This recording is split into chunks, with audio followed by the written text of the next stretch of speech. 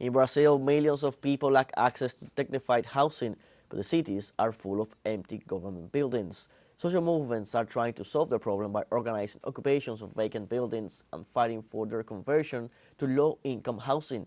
In Recife, our correspondent Brian Mier has more.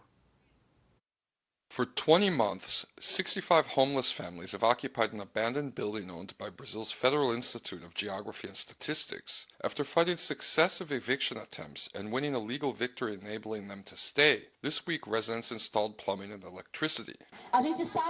We know that this isn't dignified housing, but it is a housing that we have today. So, at least, we have to set up running water, so there is a dignified way for people to take care of their needs. And we need electricity. I think it's beautiful that I see people using sewing machines today, working because we have electricity now.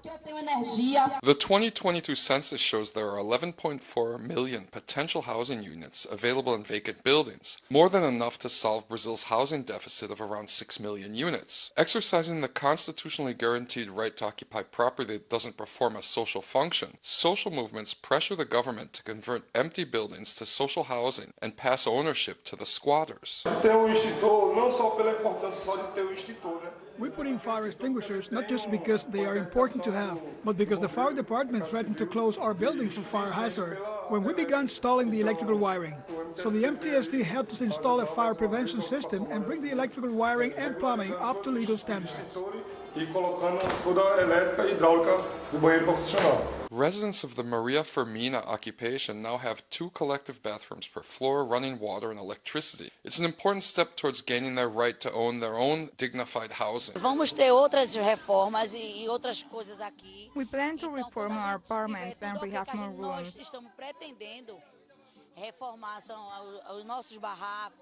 Those who don't have bathrooms in their apartments yet will have them. This will take time, but we know there are going to be more reforms. Brian Mier, teleSUR, Recife.